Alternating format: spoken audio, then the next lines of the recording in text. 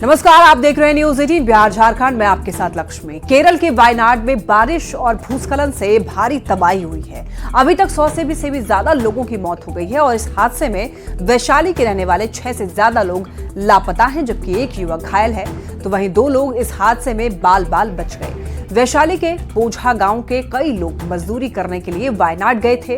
इसी बीच वहां पर भूस्खलन हो गया। बताया जा रहा है कि गांव के दुखन पासवान का बेटा अरुण पासवान इस हादसे में घायल हो गया है, जबकि बिजनेशिया पासवान और उपेंद्र पासवान और उसकी पत्नी फूल कुमारी हादसे का शिकार हो गए हैं, जिनका कोई पता अभी तक नहीं चल रहा है।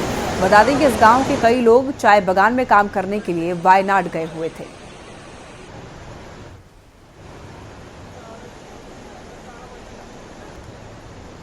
अभी तो 1.5 महीना गेले होला। क्या करते थे? वही चपाती काटे ना। ये कब मालूम हुआ ये घटना के? घटना 3 बजे भोर से काम न चले तो हम कहली जी से बेटा हम पैसा भेज दिलो तू चल तो अच्छा कबो भी ने ताले तो राते में घटना हो गई 2 बजे के बाद। क्या हुआ था? फिर लाश नहीं मिल रहा है, मेरा बेटा का लाश है न पता। केरल में कुदरत का रौद्र रूप देखने को मिला। वायनाड में लैंडस्लाइड से भारी तबाही मच गई। 100 से ज्यादा लोगों की जान जा चुकी है। सेना और एनडीआरएफ की टीम रेस्क्यू ऑपरेशन में जुटी हुई है। रिपोर्ट देखिए।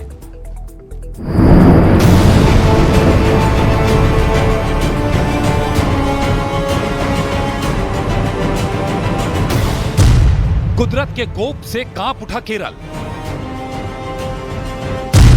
पहाड़ से आई तबाही वाली लहर,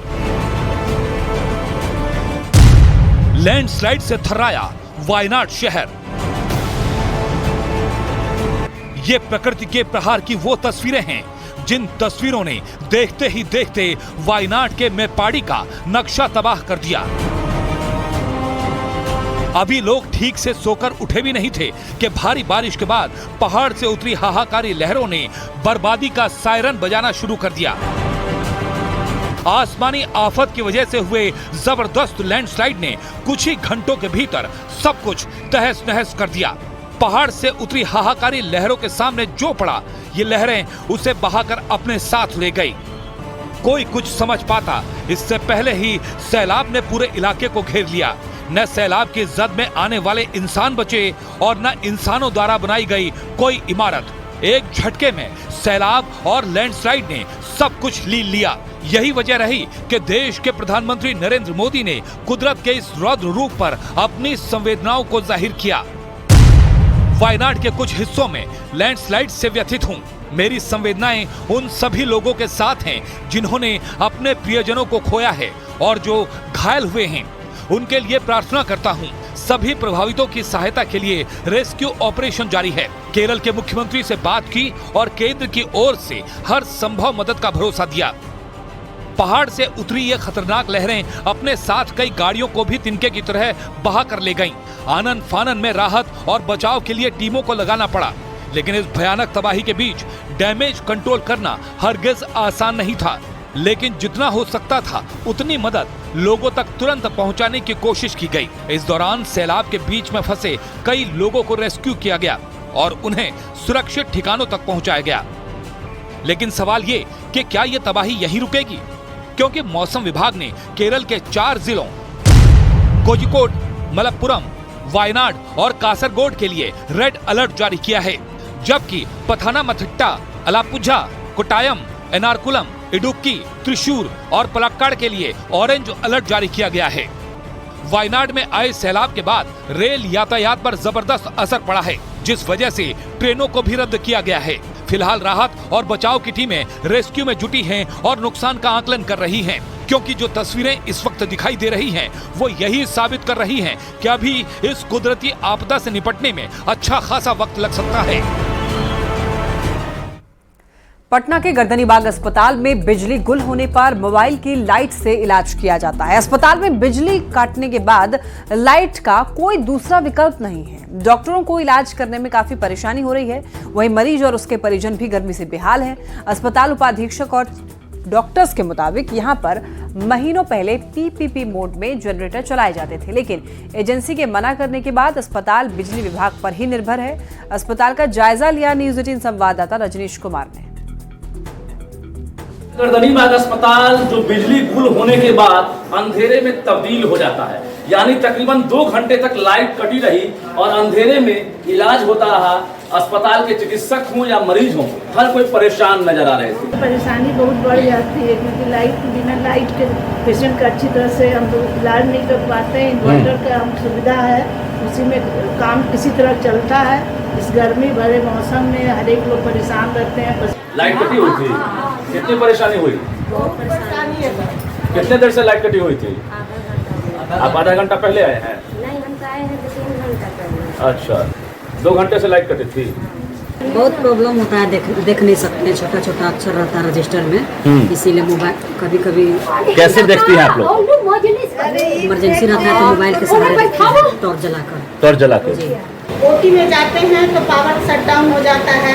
फोन करने पर कहते हैं कि ग्रिड में प्रॉब्लम है, ये कराना है, वो कराना है। गंदगी यहाँ अपरंपार है, डेली। आप सर्जरी भी करती हैं? जी हाँ। तो ओटी में जब जाती हैं ऐसा होता है कि लाइट कट जाती है? बिल्कुल हो जाता है, ओटी में भी? हाँ, एकदम निश्चित। फिर ऑपरेशन क्या करते हैं तब? फिर उनको फोन करते हैं कि जल्दी आधा घंटा के लिए दीजिए, 5 मिनट, तब तक शट डाउन रहता है। मशीन मेरा कैसे चलेगा? कल से तो ओपीडी में पूरा लाइन कटा हुआ था। ये बहुत रेडियो की जमाना का पंखा है, नहीं चलता है। कैसे लाइट कटने के बाद क्या करते हैं आप? इन्वर्टर से सिर्फ एक ट्यूबलाइट जलता है, इसी गर्मी में बैठ के मरीज देखते हैं। और ये रोज का यही कंडीशन है, ये नहीं कि एक दिन ऐसा हुआ फिर और सारे दिन ठीक है। बहुत मुश्किल होती है इस कंडीशन में। कोई भी समझ सकता है कि किस क्या आदमी मरीज देखेगा। अब डॉक्टर जो है स्वास्थ्य विभाग से उम्मीद कर रहे हैं कि जरूर यहाँ स्थिति बदलेगी और जनरेटर का भी इंतजाम होगा। रजनीश कुमार, न्यूज़ 18 पटना। अररिया से एक बड़ी खबर, पुलिस और ग्रामीणों में झड़प। देखिए, बिजली कटौती को लेकर के झड़प हो गया है पुलिस और ग्रामीणों में। बता दें आपको, ग्रामीणों ने रोड़ेबाजी की, पत्थरबाजी में 6 पुलिसकर्मी घायल बताए जा रहे हैं। भरगामा थानाध्यक्ष को भी चोट लग गई है, 3 लोग को हिरासत में लिया गया है। भरगामा के खजूरी की घटना बताई जा रही है, जहां पर ग्रामीणों ने रोड़ेबाजी की, पत्थरबाजी में 6 पुलिसकर्मी घायल हो गए हैं। तो देखिए, बिजली कटौती को लेकर के झड़प हो गया पुलिस और ग्रामीणों के बीच में। अररिया से जानकारी मिल रही है, भरगामा थाना अध्यक्ष जो है जख्मी हो गए हैं और 3 लोगों को हिरासत में लिया गया है। पुलिस ने 3 लोगों को हिरासत में ले लिया है। भरगामा के खजूरी की ये घटना बताई जा रही है, जहां पर पुलिस और ग्रामीणों में झड़प हो गई है। बिजली कटौती को लेकर झड़प हुई। कहा सुनी पहले दोनों के पुलिस और ग्रामीणों के बीच में हुई, उसके बाद फिर ग्रामीणों ने रोड़ेबाजी की है। और इसके बाद बता दें, रोड़ेबाजी में पुलिसकर्मी घायल हो गए हैं, 6 पुलिसकर्मी पत्थरबाजी में घायल बताए जा रहे हैं। भरगामा थानाध्यक्ष भी जख्मी हो गए हैं। रोड़ेबाजी में पत्थरबाजी किया गया है ग्रामीणों के द्वारा। बिजली कटौती को लेकर के बहस छिड़ गया पुलिस और ग्रामीणों के बीच में। इसके बाद ग्रामीण काफी ज्यादा आक्रोशित हो गए। ज्यादा जानकारी देंगे संवाददाता सतीश हमारे साथ जुड़ रहे हैं। सतीश, क्या मामला है? ग्रामीणों ने पुलिस पर पत्थरबाजी की है। जी, दरअसल देखिए, भरगामा थाना क्षेत्र का यह खजूरी गांव है और ग्रामीण जो है गांव में लगातार जो बिजली कटौती को लेकर उग्र हो गए थे, तो जिसको लेकर जो प्रशासन और पुलिस की टीम जो है गांव जाती है और अचानक जो ग्रामीण है उग्र हो जाते हैं और पत्थरबाजी कर देते हैं, जिसमें जो है थाना प्रभारी समेत जो है कुल 6 पुलिसकर्मी इसमें घायल हो जाते हैं। जी, और कब की ये घटना है सतीश? जी, आज शाम में 5 और 6 बजे की यह घटना बताई जा रही है, जिसके बाद जो फारबिसगंज एसडीपीओ उन्होंने कहा है कि 3 लोगों को हिरासत में लिया गया है और फिलहाल शांतिपूर्ण माहौल गांव में बना हुआ है। जी ठीक है सतीश, क्या अभी वहां पर माहौल सब कुछ ठीक है? जी, अभी शांतिपूर्ण माहौल बना हुआ है। फारबिसगंज एसडीपीओ से मेरी बात हुई, उन्होंने बताया कि गांव में शांतिपूर्ण माहौल बना हुआ है। सतीश, बिजली गुल का मामला बताया जा रहा था, तो क्या अभी बिजली व्यवस्था एक बार फिर से बहाल कर दी गई है? जी, लॉ एंड ऑर्डर गांव में बहाल कर दी गई है और फारबिसगंज एसडीपीओ ने बताया है कि 3 ग्रामीणों को हिरासत में लिया गया है और पूछताछ की जा रही है कि किसके बहकावे पर और किस तरीके से यह घटना को अंजाम दिया गया है। फिलहाल गांव में शांतिपूर्ण स्थिति बनी हुई है। ठीक है सतीश, बहुत धन्यवाद आपका तमाम जानकारियों के लिए। दिल्ली के कोचिंग संस्थान में 3 छात्रों की मौत के बाद पटना प्रशासन भी एक्शन मोड में है। बिहार की राजधानी में कोचिंग संस्थानों को लेकर बनी जांच की कमेटी आज से ही कोचिंग सेंटर्स की जांच शुरू कर चुकी है। हालांकि न्यूज 18 के कैमरे पर कुछ कोचिंग सेंटर में लापरवाही का आलम भी देखने को मिला। वैसे पटना की सड़कों पर आज छात्रों का आक्रोश मार्च भी देखने को मिला।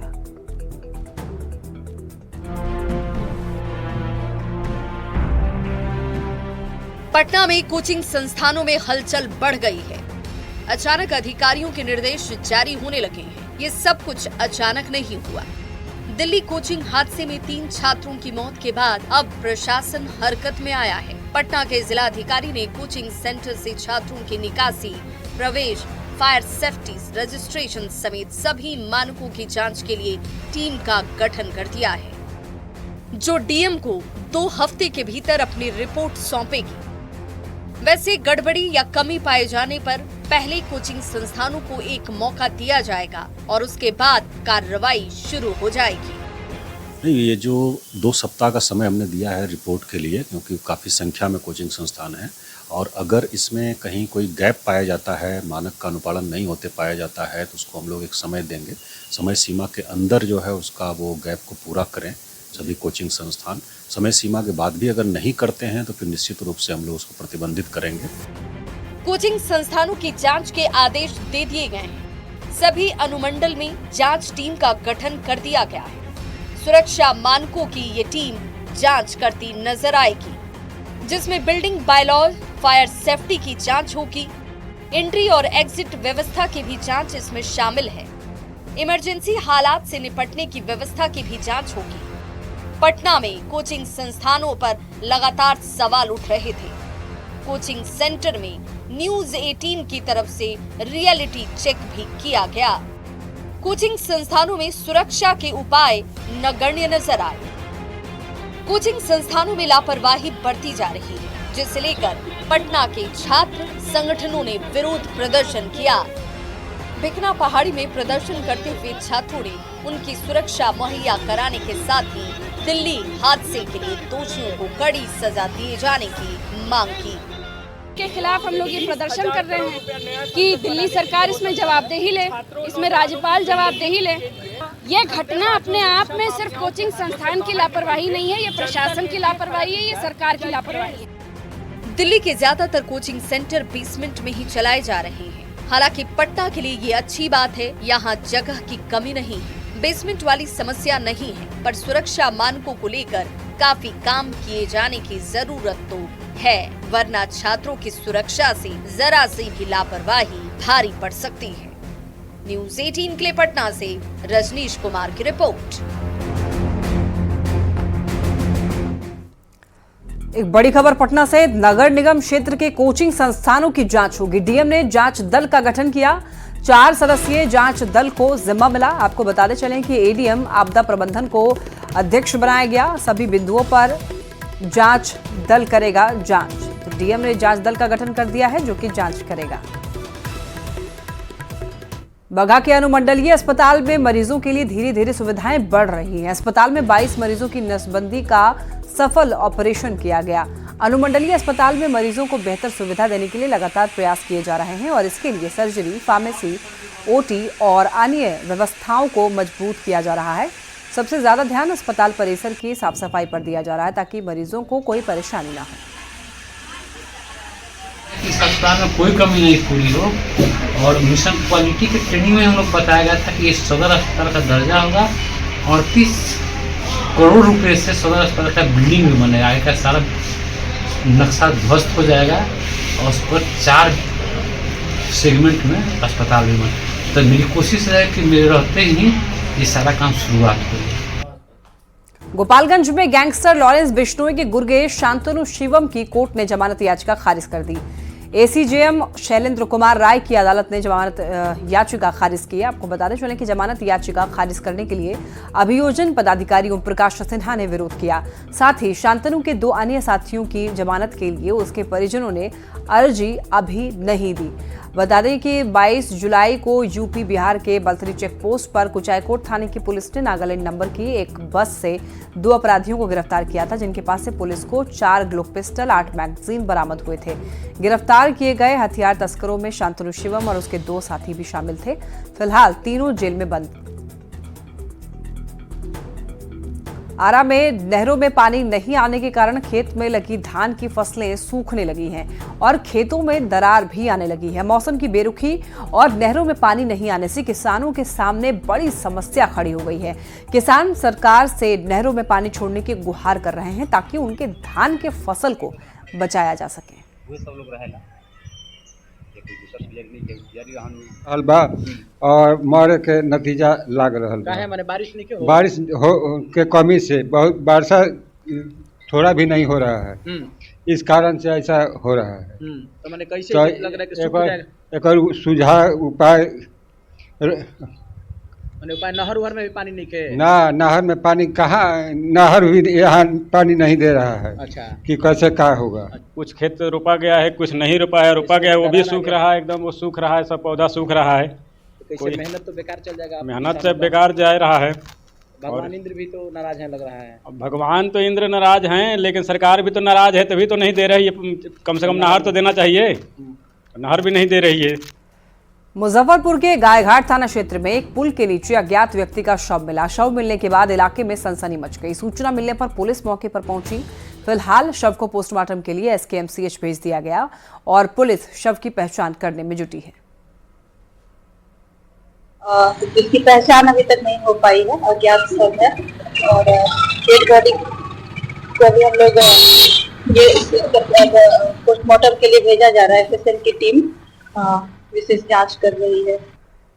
गया में लगातार हो रही लूट और छिनतई की घटना को लेकर बिहार सरकार के पूर्व कृषि मंत्री और आरजेडी विधायक सरजीत ने एक वीडियो जारी किया है। उन्होंने कहा है कि गया में आए दिन यहां पर पर्यटकों से लूट और छिनतई की घटना होना आम बात हो गई है, जिस कारण देश और विदेश में बिहार की काफी बदनामी हो रही है। प्रशासन से मांग करते हैं कि तत्काल उच्च स्तरीय बैठक कर इस तरह की घटनाओं पर अंकुश लगाने का प्रयास किया जाए।